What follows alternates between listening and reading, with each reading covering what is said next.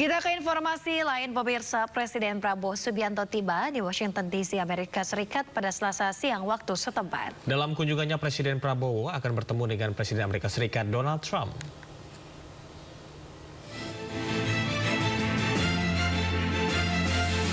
Pesawat yang membawa Presiden Prabowo Subianto mendarat di Pangkalan Militer Andrews, Washington DC, Selasa siang waktu setempat. Kedatangannya disambut sejumlah pejabat Indonesia, diantaranya Duta Besar Indonesia untuk Amerika Serikat dan Atase Pertahanan KBRI Washington DC. Begitu tiba, Presiden Prabowo langsung menuju hotel tempatnya bermalam. Kedatangannya disambut anak-anak berpakaian adat Minang yang memberikan bunga kepada Presiden Prabowo. Tidak hanya itu, Presiden Prabowo juga disambut oleh warga negara Indonesia yang berada di Amerika Serikat. Beberapa mahasiswa yang berada di Amerika Serikat menyampaikan pesan dan masukan untuk pemerintahan Presiden Prabowo. Menurut saya untuk saat ini sih sudah baik dan kita juga lihat di media-media juga sangat banyak yang positifnya, banyak juga kita bisa lihat perkembangannya dari sini. Kita sebagai masyarakat Indonesia harus optimis dengan pemimpin yang kita sudah percayai, dan kita selalu berdoa untuk kedepannya agar dapat bisa menjalankan tugasnya dengan sesuai dengan harapan masyarakatnya. Kami percaya pada kemampuan Presiden untuk memberikan yang terbaik untuk Indonesia melalui kebijakan-kebijakan yang memberi dampak positif dan dampak nyata bagi seluruh masyarakat. Apapun keputusan yang dibuat harus selalu untuk kebaikan bangsa, untuk kesejahteraan masyarakat. Selama di Amerika Serikat, Presiden Prabowo rencananya akan bertemu dengan Presiden Donald Trump. Keduanya akan membahas penguatan hubungan Indonesia dengan Amerika Serikat, salah satunya di bidang ekonomi. Tim Liputan iNews melaporkan. Akibat korsleting listrik, sebuah gudang penyimpanan ban di Pondok Aren, Tangerang Selatan, Banten ludes terbakar. Ya, meski tidak menimbulkan korban jiwa, namun kerugian ditaksir mencapai ratusan juta rupiah. Izin melaporkan situasi terkini dan mohon didorong bantuan. Sebuah gudang ban yang berlokasi di RT 03 RW 04, Kelurahan Pondok Jaya, Kecamatan Pondok Aren, Kota Tangerang Selatan, ludes dilalap si jago merah. Kebakaran berhasil dijinakan 2 jam oleh 60 petugas damkar dari Tangerang Selatan yang menggunakan 16 armada. Banyaknya material yang mudah terbakar serta sulitnya akses menuju lokasi membuat api dengan cepat merambat ke seluruh bagian gudang. Diduga api berasal dari hubungan pendek arus listrik. Dugaan sementara akibat dari korsleting listrik. Untuk unit yang diturunkan ada 16 unit dan personil berapa Pak Dandu? 60 ada. Ada kurang lebih 60. Untuk personilnya 60. Untuk kesulitan sendiri ada kesulitan nggak sih? Untuk kesulitan karena untuk mencapai lokasi gangnya terlalu sempit, itu otomatis mengakibatkan kita sulit untuk mencapai titik api yang kebakaran. Kebakaran tidak menimbulkan korban jiwa, namun kerugian ditaksir mencapai ratusan juta rupiah.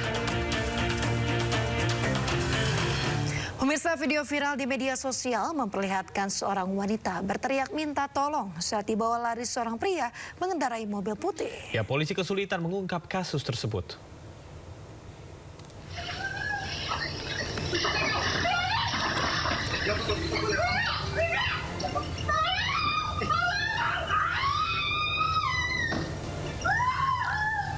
Peristiwa terjadi di Jalan Langmas, Desa Gonilan, Kartasura, Sukoharjo. Dalam video, seorang wanita yang dilaporkan mahasiswa berteriak minta tolong saat ditarik masuk pengendara mobil putih. Polisi gerak cepat memeriksa rekaman kamera pengawas, menyelidiki peristiwa tersebut. Namun polisi kesulitan karena belum menerima laporan.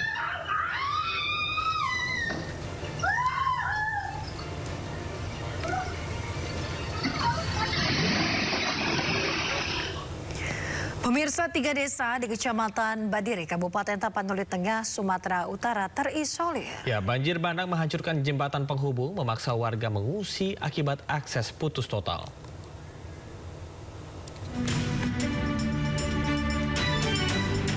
Kayu gelondongan berukuran besar menumpuk di tengah Sungai Aik Botar, Kabupaten Tapanuli Tengah usai terpawa banjir. Derasnya arus banjir bandang usai hujan deras membawa kayu gelondongan menghantam dan menghancurkan jembatan. Akibatnya jembatan penghubung di Desa Lubuk Ampolu, Kecamatan Badiri ambruk dan putus total. Padahal jembatan menjadi penghubung satu-satunya 3 desa di Kecamatan Badiri, Tapanuli Tengah. 3 desa terisolir memaksa warga mengungsi. Memang kami di sini itu ada sekarang alat berat, Bang. Tapi ya ini tadi, karena ini udah begini, kerja pun mau kayak mana? Berarti air itu langsung besar bawa? Langsung besar, Bang. Langsung bawa kayu. Tidak hanya jembatan, banjir juga merusak sejumlah rumah warga serta merobohkan tiang listrik. Putusnya jembatan berpotensi menghambat distribusi logistik, akses pendidikan serta layanan kesehatan. Dari Tapanuli Tengah, Sumatera Utara, Sukriyadi, iNews melaporkan. Pemirsa, hujan deras di Gunung Kidul menyebabkan banjir yang membawa material kayu dan batu besar. Ya, akibat kejadian ini, belasan rumah mengalami kerusakan.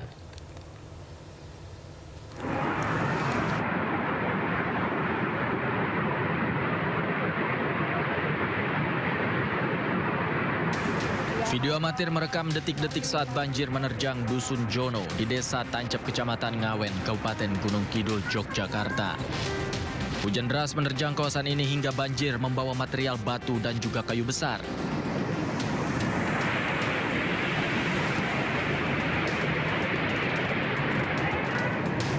Usai banjir, warga bahu-membahu membersihkan rumah mereka dari material tanah, batu, dan juga kayu. Akibat kejadian ini, 15 rumah milik warga di Dusun Jono, Desa Tancep, Gunung Kidul mengalami kerusakan. Pembersihan dilakukan secara manual dengan menggunakan alat seadanya. Warga berharap bisa mendapatkan bantuan dari pemerintah dan semoga kejadian ini tidak kembali terjadi. Dari Gunung Kidul, Yogyakarta, Kismaya Wibowo, iNews melaporkan.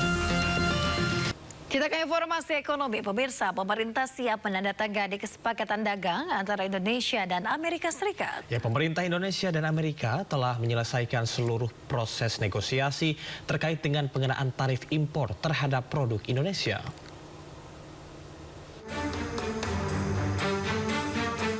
Sejak awal Indonesia diancam Presiden Donald Trump dengan pengenaan tarif dagang sebesar 32%, Presiden Prabowo Subianto menyepakati dengan Presiden Donald Trump agar tarif biaya masuk terhadap produk Indonesia diturunkan ke 19%.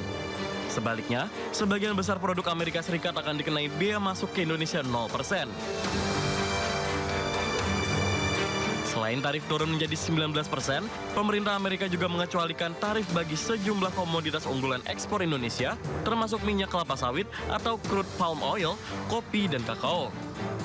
Seluruh hasil negosiasi dan penyusunan dokumen hukum perjanjian dagang secara optimal dengan pihak United States Trade Representative atau USTR tersebut telah disepakati secara bersama.